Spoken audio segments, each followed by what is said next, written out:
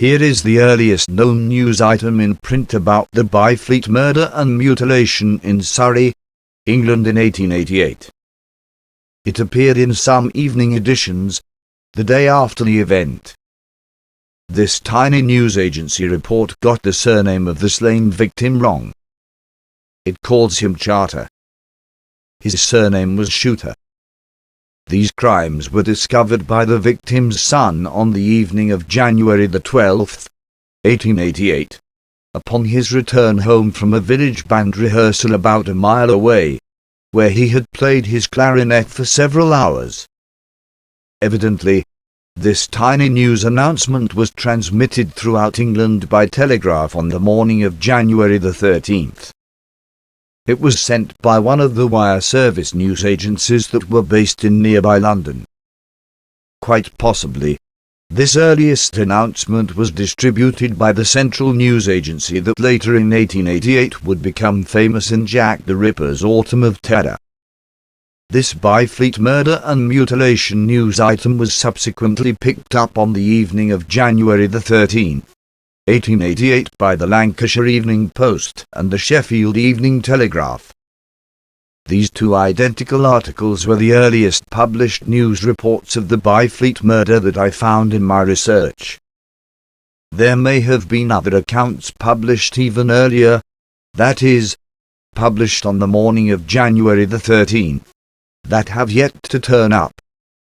The news agency Wire Service's account, as published in these two newspapers, was not only very brief, it was also incomplete with respect to some basic information expected in any news report about a murder. And the report was also somewhat inaccurate and filled with assumptions. Consequently, I will first give you some background information to place this news report into context. Despite the report's brevity, the agency's uncredited journalist used some of his limited space to introduce a theory of the crime. This theory was, admittedly, only a supposition. It was an assumption not based on known facts. Quote, "It is supposed that... ... Close quote. That is how one sentence in the article began. Supposed? Supposed by whom? No attribution for the supposition was given by the news agency's journalist. Evidently, this theory of the crime was supposed by local police, that is, by the Surrey Constabulary, not by the news agency journalist. But no police officer was credited, or even mentioned in this story, other than to saying directly, "No arrests have been made." This early theory of the crime, that some person or persons had broken into the victim's house in the sure knowledge that the deceased son would be absent from the premises that night, was actually a major clue. Another supposition in the article also originated with the police. The journalist mentions a belief that the deceased had a large sum of money in the house. But unfortunately, the hapless Surrey Constabulary would never comprehend the true significance of the killer's apparent knowledge of the son's absence from the cottage that evening. Nor would the police ever imagine the significance of items that were allegedly missing from the victim's toolbox. Strange to say, in its investigation of the crime scene, the Surrey Constabulary would find no evidence of forced entry anywhere in the shooter's cottage. Nor would police officers find any physical evidence of a violent struggle anywhere in the cottage, except for the huge pool of blood that surrounded the victim's body where he lay, mutilated upon the kitchen floor. Moreover, the sole entrance into the cottage, through the door to the kitchen, was locked. The events of January the 12th, 1888 are an archetypical example of a perfect locked room murder. Now I will read aloud the news agency's report in full, beginning with the headline, which was set in all caps. Brutal murder of an old man. And here is the article's text, in full. A telegram from Byfleet says an old, retired carpenter named Chuter, sick, aged between 60 and 70, who lived in a small cottage between Byfleet and Addlestone, was brutally murdered last night. The deceased lived near his son, who, however, was absent last night. It is supposed that this fact becoming known, combined with the belief that the deceased had a large sum of money, some person or persons broke into his house and battered the skull of the old man. No arrests have been made. So ends the text to the earliest known written announcement of the Byfleet murder and mutilation.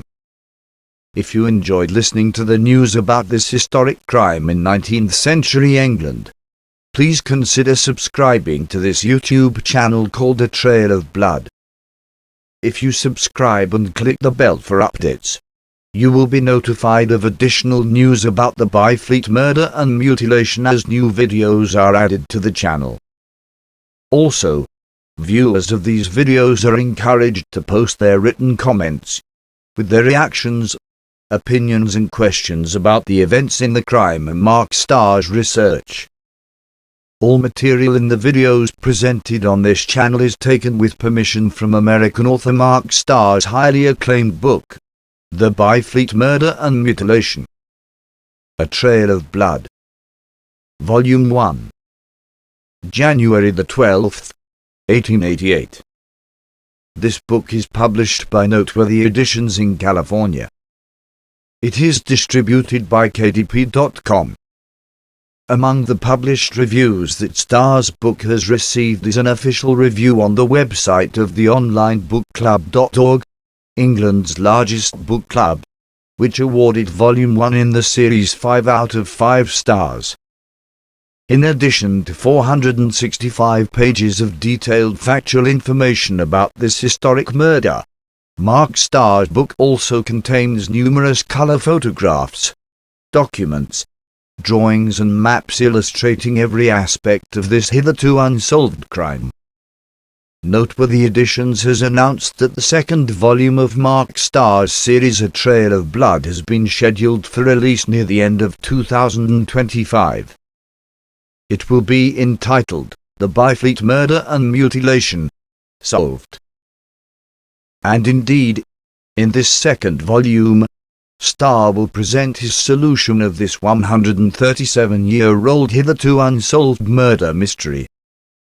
Starr promises that his solution is not speculation. It will be backed up by a veritable tsunami of newfound physical evidence of the crime that still exists today in Byfleet, where he discovered it. Starr will identify the killers. Yes, there were more than one, and they all worked in concert. And he will reveal the true motivation for this mysterious crime, a motive that literally was inconceivable to the police in January 1888. Mark Starr's book is available for purchase on Amazon in 4 different formats. Currently, the average rating of customers' ratings on Amazon for Starr's book is 4.8 out of 5 stars. Here now are the 4 formats. Volume 1 is available in a hardcover edition. This edition is notable because all of the color photographs are printed in KDP's premium colors. The clarity and vividness of Starr's color tracings of occult images embedded in the Byfleet murder drawing, as published in the Illustrated Police News of January the 28th, 1888. Are critical in the ultimate solution that Starr will present in his Volume 2. Starr's book is also available in a paperback edition. The color photographs in the paperback edition are printed in KDP's standard colors, which are somewhat less vivid than the premium colors of the hardcover edition. Nevertheless, with additional focus and concentration by the reader, Starr's tracings of embedded occult images are still visible. And lastly, Starr's book is also available on Amazon's Kindle.com in 2 versions. First, it is available for free to all registered subscribers on Kindle Unlimited. and it is also available for purchase as an electronic book to be read on Kindle readers. In addition to being less expensive than the printed editions, the e-book editions have both an advantage and a disadvantage. The advantage is they contain numerous hyperlinks, making navigation around the book instantaneous and easy. The disadvantage is that the screens for Amazon's Kindle readers still exist only in black and white. For years, Amazon has promised to produce color screens for Kindle readers, but we are all still waiting. So, many Kindle users have resorted to converting the Kindle files to EPUB files, with many free apps and programs widely available.